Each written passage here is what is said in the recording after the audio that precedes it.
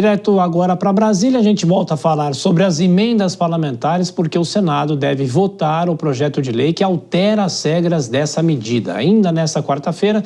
Boa noite, Marília Ribeiro chegando. Como é que está o andamento desse projeto aí no Senado? Bem-vinda e bom trabalho. Obrigada, Tiago. Boa noite para você e todo mundo que está acompanhando a gente aqui no Jornal Jovem Pan. Então, Tiago, a expectativa era que, de fato, essa votação acontecesse nesta quarta-feira, né, aqui no plenário do Senado Federal. Só que, neste momento, os parlamentares estão discutindo sobre qual dia vai ser essa votação. Se vota hoje esse texto principal e deixa os destaques para amanhã de quinta-feira, ou se eles vão deixar esse projeto para ser votado mesmo na próxima semana, Tiago. A intenção do governo era votar esse texto antes do feriado agora de sexta-feira, dia 15 de novembro, né? O relator desse projeto das emendas parlamentares, para poder dar transparência e rastreabilidade a elas aqui no Senado Federal, é o senador Ângelo Coronel, que é relator também do orçamento de 2025 e chegou a apresentar um texto sobre o mesmo tema, só que acabou não avançando.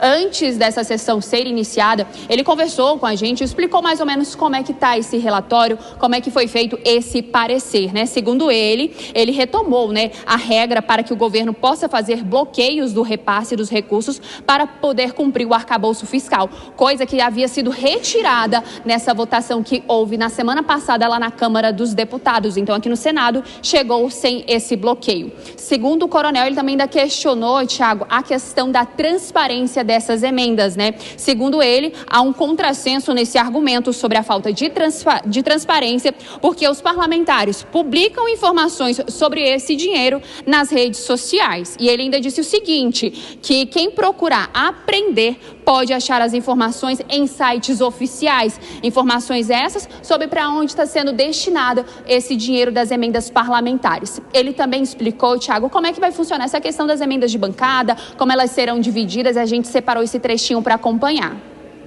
A bancada vai se reunir com todos os parlamentares, tanto senadores como deputados, e vão apresentar as emendas prioritárias, geralmente indicadas pelo próprio governador local, e aí nós vamos votar de acordo a maioria, quais são as emendas que ficarão entre essas 10. Evidentemente vão ser apresentadas talvez 20, 30, 40 emendas. Aí a bancada vai votar para escolher somente 10.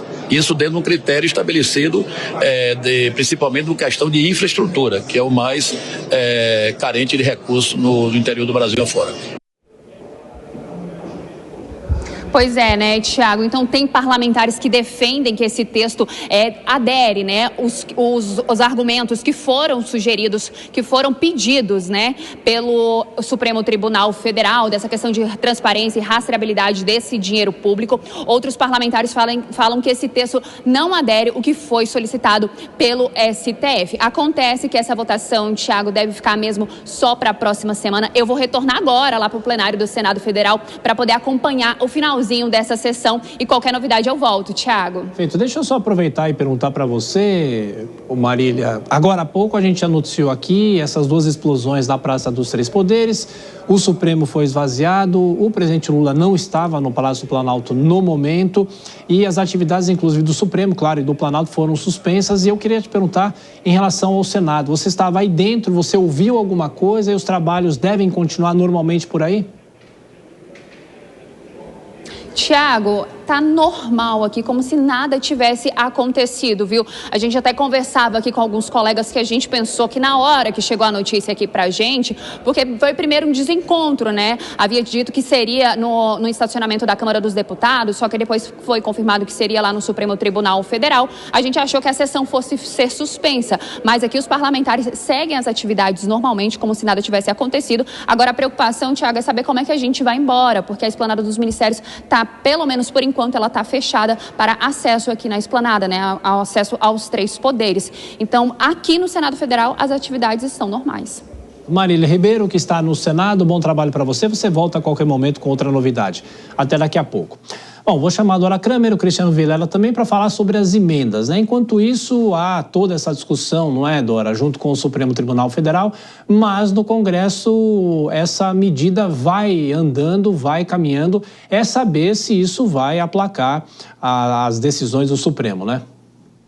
Tiago, você reparou que está caminhando mais devagar do que o Senado pretendia? Pretendia votar na terça-feira. Hoje é quarta, amanhã quinta, véspera de feriado. Qual é a preocupação? Porque o Supremo deu logo, depois que o projeto foi aprovado na Câmara, já surgiram posições contrárias do Supremo, da Controladoria Geral da República, da área técnica do Congresso Nacional, dizendo que esse projeto realmente não atende às exigências e que, portanto, o ministro Flávio Dino continua mantendo suspensos os pagamentos das emendas às quais ele proibiu o pagamento. Então, tenho certeza que o Senado está tentando fazer algumas adaptações, dar uma melhorada no que saiu da Câmara, mas olha, pelo andar da carruagem lá no Supremo, pela disposição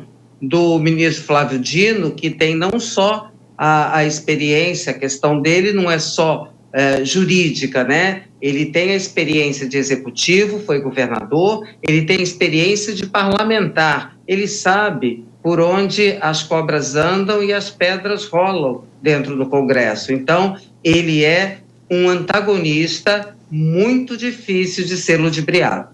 E nunca é demais lembrar, Vilela, se o Senado fizer alterações, a matéria volta para a Câmara, isso retarda ainda mais a tramitação, a não ser que, não sei se isso é possível também, de discutir o fatiamento de uma proposta como essa, né, para que o que foi aprovado vá para frente.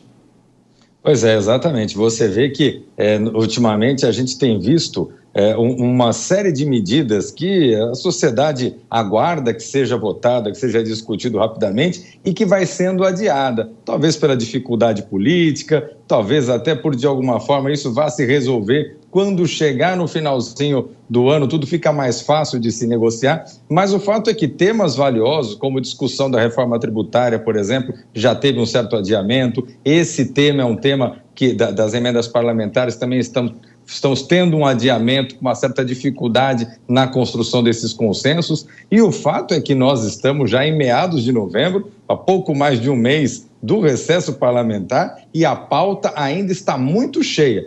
E sem contar que nós temos aí pelo menos 2 feriados no meio do caminho.